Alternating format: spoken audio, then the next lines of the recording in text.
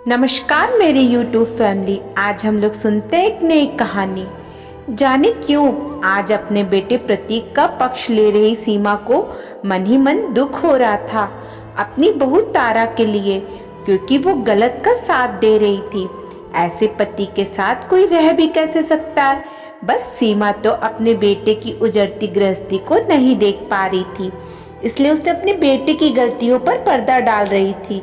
बहू तारा ने जब सीमा के पांव पकड़ सही का पक्ष लेने को कहा तो सीमा की रुलाई फूट पड़ी और बोली, बेटा समय रहते अगर मैं इस बेटे का पक्ष ना लेती तो आज ये दिन ना देखना पड़ता, मुझे माफ कर दो।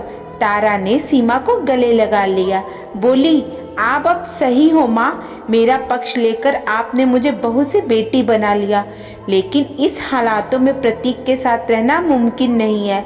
अब छोटू पर भी इन परिस्थितियों का असर होता है। वो मुझसे अपने पापा के बारे में जो सवाल पूछता है उनका मैं क्या जवाब दूं। सीमा निरंतर थी। उससे भी कभी कभी सहमा सा छोटू अपने पापा के व्यवहार पर सवाल करता रहता। उसके पास कोई जवाब न होता। नशे में प्रतीक के बहकते कदम और उसकी नशे में बोले जाने वाली गाली गलौज करना, साथ ही तारा को मारना, ये दिन प्रतिदिन असहनीय होता जा रहा था। फिर छोटू तो बच्चा था। सीमा को जब अपने बरसों पहले की गलती का एहसास हो रहा था। प्रतीक जब 20 वर्ष का होगा तब एक बार अपने दोस्तों के साथ शराब पी कर आया।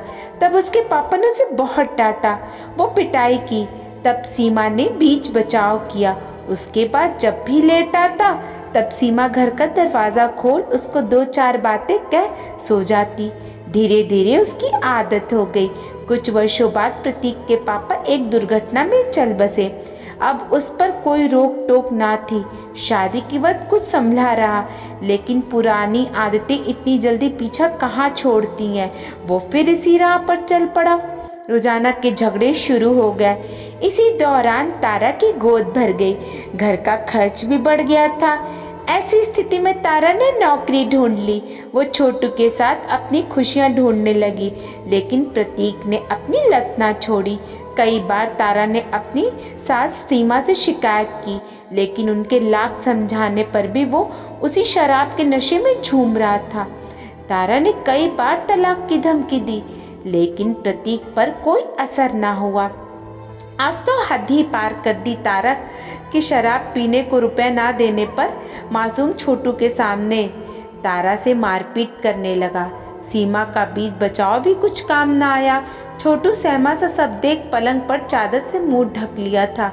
सहमे छोटू को देख सीमा ने उसी वक्त तारा से कहा, कब तक इस शराबी जुआरी के साथ अपने व छोटू का जीवन बर्बाद करती रहोगी।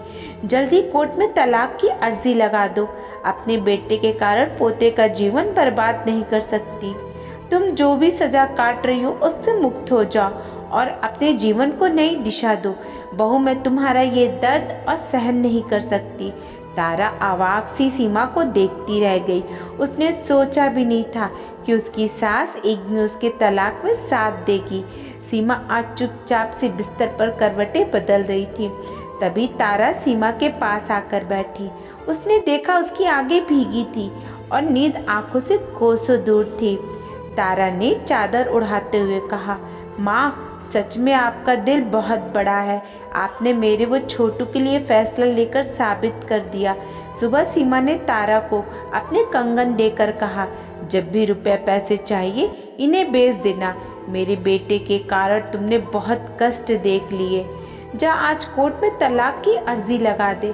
तारा की आंखों में आंसू थे। वो आज समझ नहीं पा रही थी कि सीमा इस फैसले पर क्या करे। तभी सीमा ने कहा, बेटा अपने छोटू के बारे में सोच।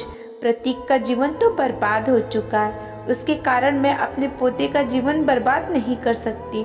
जाओ वकील साहब से मैंने बात कर ली है, वो इंतज़ार करते होंगे।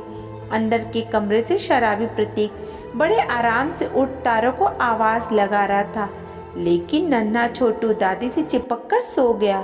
तारा अपने बेटे के लिए पर्स उठाकर वकील साहब से मिलने के लिए निकल चुकी थी। प्रिय पाठकों, अगर हर बहू को सीमा जी जैसी सासू माँ मिल जाए तो पराए घर से आई बेटियों के साथ कभी कुछ बुरा ना हो और सबका सुखी संसार हो। प्रिय पाठकों, इस तरह की कहानियों को सुनने के लिए हमारे चैनल को सब्सक्राइब कीजिए। धन्यवाद। जल्दी मिलेंगे फिर नई कहानी के साथ।